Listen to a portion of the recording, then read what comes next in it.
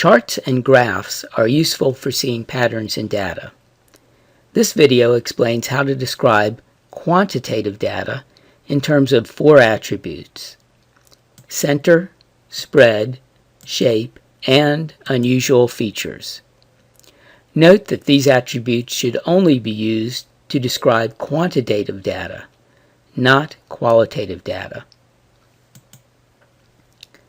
To illustrate our points, we are going to use a type of chart called a histogram.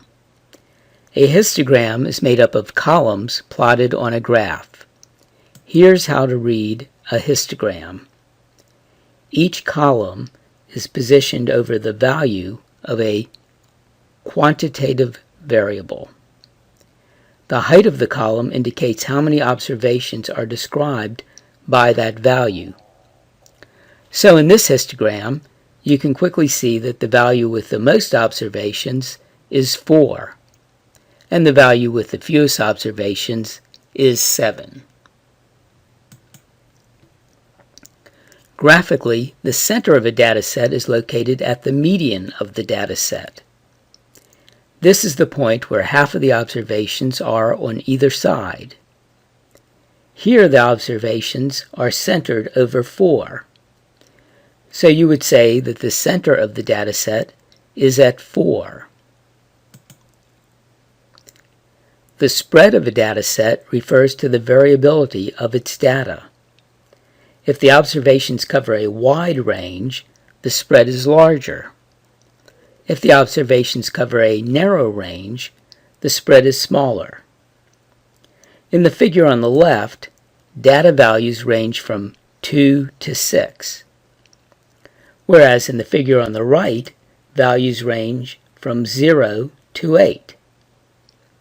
If we were asked to compare these two data sets, we might say that both are centered over 4, but the data set on the left has less spread, and the data set on the right has more spread.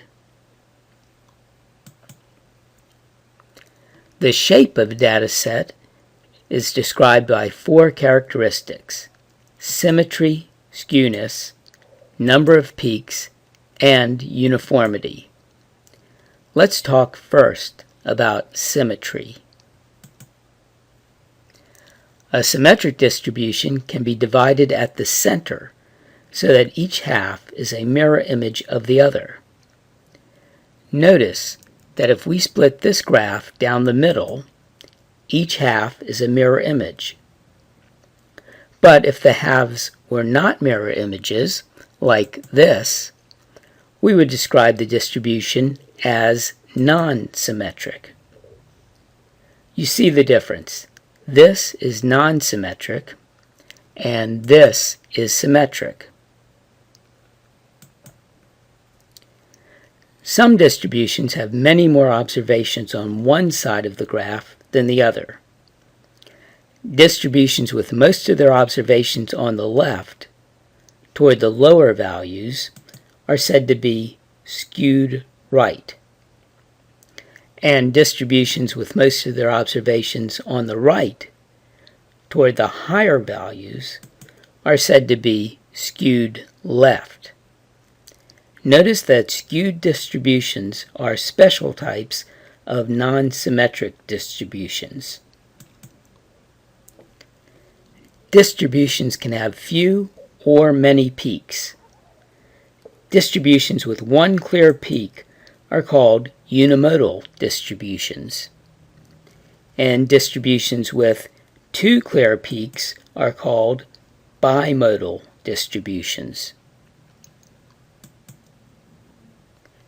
Symmetric unimodal distributions are called bell-shaped distributions.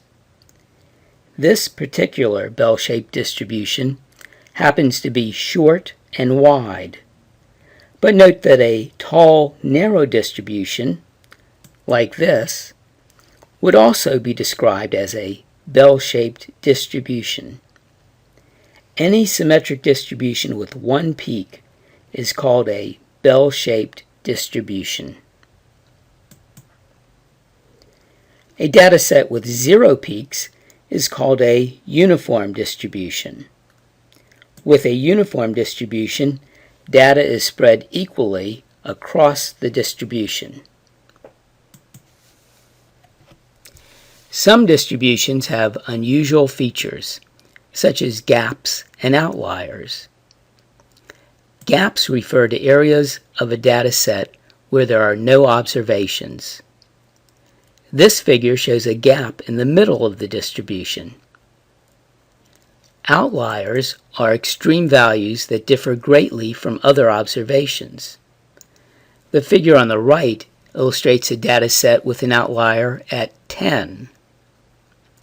Except for one lonely observation on the extreme right, all of the other observations in the data set fall between 0 and 4.